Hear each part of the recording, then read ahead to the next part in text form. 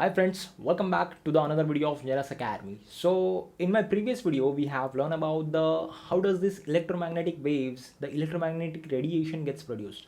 Like this particular electromagnetic wave will traveling through the space at the speed of light, that is the constant speed, that is the speed of light. This particular electromagnetic wave it is nothing but the light. Like Sir James Clerk Maxwell, he derived some equations regarding the electromagnetic waves in 1861 and 1862. Well, he says that the visible light is a form of the electromagnetic wave which is having the fluctuating electric field as well as the fluctuating magnetic field which propagates at the speed, that is the constant speed of light in vacuum. So friends, basically this particular visible light, he says that it is nothing but the electromagnetic radiation, electromagnetic wave. So friends, over here in our today's video, we are going to learn about the properties or some of the features of this electromagnetic wave. This particular electromagnetic wave will have certain amplitude, it will have a certain wavelength and frequency, wave number. Also this electromagnetic wave will have certain amount of the energy associated with it and intensity. So all of these features of the electromagnetic wave we are going to cover in our today's video. So friends, if you are new over here on my educational channel Genius Academy, kindly subscribe it and please press the bell icon. So whenever I upload a new educational informative video like this, you will get instant notifications. So let's begin with our today's topic of the features of the electromagnetic wave.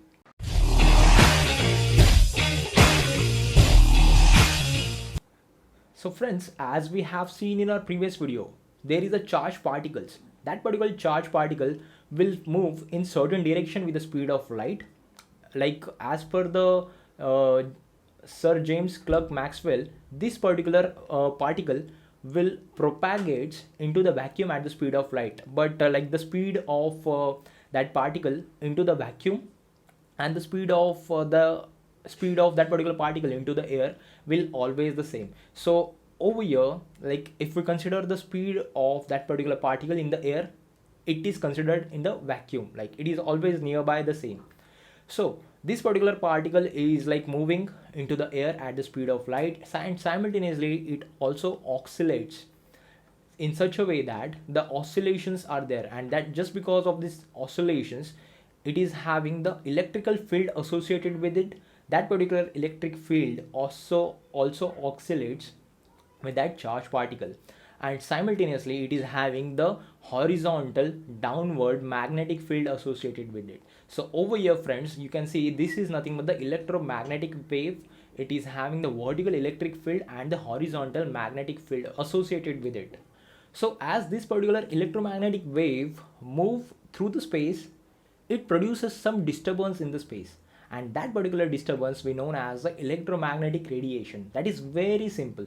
When this particular electromagnetic wave move into the space, move through the space, there is a disturbance will occur, and that particular disturbance is known as the electromagnetic radiation. So friends, now let's learn about some of the features of this electromagnetic wave. So over here, this is the simple representation of the electromagnetic wave.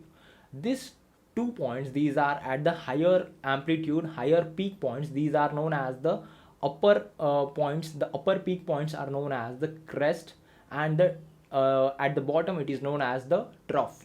The distance between the two crest points is known as the wavelength. So this is nothing but the wavelength. That particular distance is known as the wavelength. So what will be the unit of the wavelength over here?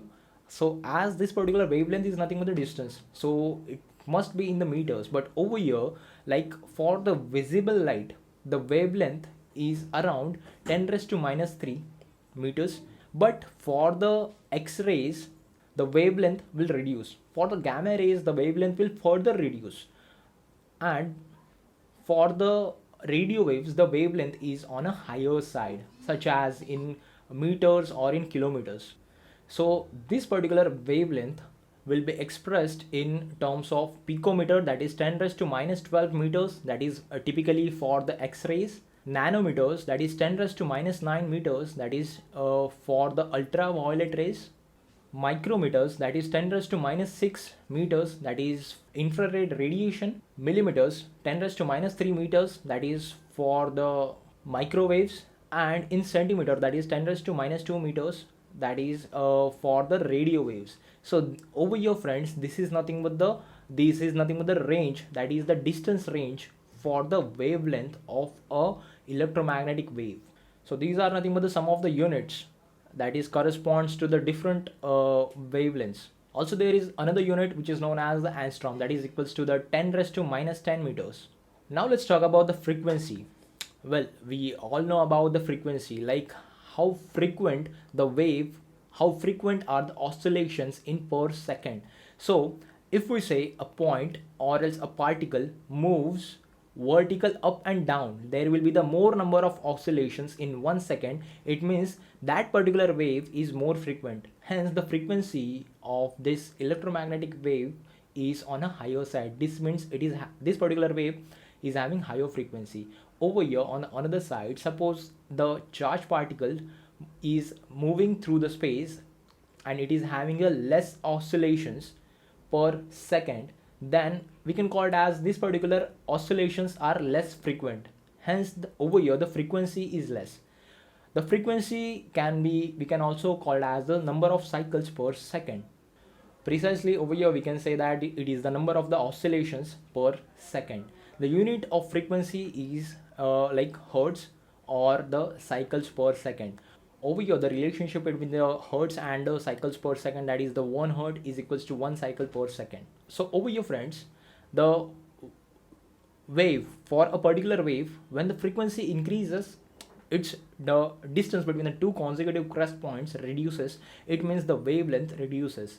The higher the frequency, the shorter will be the wavelength, and the lesser the frequency, the wavelength will be on a higher side. For the radio waves, it is having the higher wavelengths and the shorter frequency, less frequent, and it is having less frequency. For the X-rays and gamma rays, it is having the higher frequency and shorter the wavelengths. So the relationship between the frequency and the wavelength, so frequency is directly proportional to the 1 upon lambda. So lambda stands for this distance between the two crest points, that is nothing but the wavelength over here. So frequency is directly proportional to the 1 upon lambda. So over here friends, we can conclude that for a particular wave which is having the higher frequency, it will have the lower the wavelength. Over here friends, this particular equation we can also write as the frequency is directly proportional to the c divided by the lambda. Over here the c is called as the proportionality constant, or we can also call as the c is nothing but the velocity of that particular traveling electromagnetic wave into the vacuum. So over here the velocity of the electromagnetic wave traveling through the vacuum, but it is not possible to carry out that experiment, the whole experiment in the vacuum. So over here friends, we can say the velocity of the electromagnetic radiation traveling in the air is equals to the velocity of that radiation traveling in the vacuum. So it is moreover the same. But in certain cases, suppose that that particular electromagnetic wave travels through a different medium. So in that particular scenario, the velocity of light traveling through that particular medium divided by the velocity of the light through the vacuum, which is equals to the n, and this n is known as the refractive index. For the ideal cases, the refractive index should be 1. So moving ahead, next is nothing but the wave number. So friends, over here the wave number, this particular wave number is the reciprocal of the wavelength. Like wave number is equals to 1 divided by the lambda. So this particular wave number, it is used in the IR spectroscopy, and the unit of this wave number will be inverse of meters and inverse of centimeters. So this particular wave number, that is nothing but the inverse of, or the reciprocal, that this particular wave number is nothing but the reciprocal of the wavelength. So now let's take a closer look how this wave number is related to the frequency. Well, over here friends, we have seen the frequency is nothing but the it is directly proportional to the 1 by lambda. So over here friends, the frequency is directly proportional to the 1 by lambda, as we have seen in our previous example. So over here the frequency is directly proportional to the wave number. This particular wave number is represented by the V bar. So higher the frequency, the higher will be the wave number over here. So moving ahead, next is nothing but the amplitude. So this particular amplitude is nothing but the vertical distance in the waveform. It is this particular vertical distance represent the amplitude. But friends, this particular amplitude does not have that much of importance in spectroscopy. So it is rarely used. So moving ahead, next is nothing but the energy of the electromagnetic radiation. Well, a certain electromagnetic radiation propagating through the space is having a certain amount of the energy. It carries certain amount of the energy through it. This particular energy is directly proportional to the frequency of the electromagnetic wave. So over here we can denote this E is equals to energy. It is directly proportional to the frequency, and if we write it down, we can write it down this equation as E is equals to h into V, where h is nothing but the Planck's constant. The value of Planck's constant is equals to 6.626 into 10 raised to minus 34 joules per second. We can write down the same equation as energy of the electromagnetic wave is equals to this h into c divided by lambda. Over here the c is nothing but the speed of electromagnetic radiation in the vacuum. So this particular equation denotes, represents the energy of the electromagnetic wave. So friends, over here we can found out certain points, such as if a particular electromagnetic wave requires higher energy, it means it is having the higher frequency, such as in the case of the X-rays and the gamma rays. Also, it is having the shorter wavelengths and higher wave number. So this particular energy we can call it as it is directly proportional to the frequency and the wave number over here.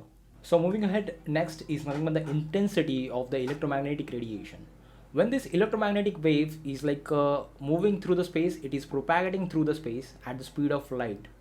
So it means that this particular electromagnetic wave, as per the Maxwell's derivation, like this particular electromagnetic waves carries a bunch of photon, that is the small tiny particles which is having some amount of the energy in it.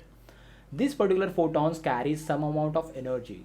So over here friends, when we talk about the intensity of the electromagnetic radiation, intensity of the electromagnetic wave, this particular intensity will be directly proportional to the energy of the photon and the number of photons that is carried by that particular wave. So over here the formula becomes I is directly proportional to the E, that is the energy of each photon, and simultaneously I is directly proportional to the number of photons. So over here the formula becomes I is equals to E into N, that is the energy of each photon and the number of photons. Suppose a electromagnetic wave is propagating through the space at the speed of light, and suppose if I place a small piece of glass over there, the majority of the this particular electromagnetic wave is nothing but the piece of bunch of photons which is traveling at the speed of light. When this light hits the glass, and some of the photons gets absorbed by the glass, and the glass will allow the some of the photons to pass through it. So over here friends, the rate of absorption will be equals to the thickness of the glass and the concentration of that particular glass. So means there are two factors over here, the concentration of that particular material and the thickness of the material. So over here this some of the photons, it means this particular electromagnetic wave will go through that particular piece of glass. So this also represent the strength of the electromagnetic wave, or we can call it as the intensity of that particular electromagnetic waves. Means there are sufficient photons which are there, and just because of that energy which is there in the photons, it can pass through that particular glass. So friends, this is all about the electromagnetic wave and some of the features of the electromagnetic wave. So over here friends, the frequency of the electromagnetic wave plays a very vital role in our everyday life. The lesser the frequency, it will having the applications like it will be used in the microwaves, radio waves. The higher the frequency, it will be utilized in the medical industry such as the X-rays and gamma rays. So friends, over here, this electromagnetism plays a very important role in our everyday life. So this particular different frequency and different wavelengths, we can place it on the electromagnetic spectrum that we will cover in our next video. So please stay tuned with Engineers Academy, and friends, thank you so much for watching this educational video. Also friends, please support me on patreon.com so I can continue making my educational videos for you. So thank you so much friends for watching this educational video. Please do support, please do subscribe to my education channel, Engineers Academy.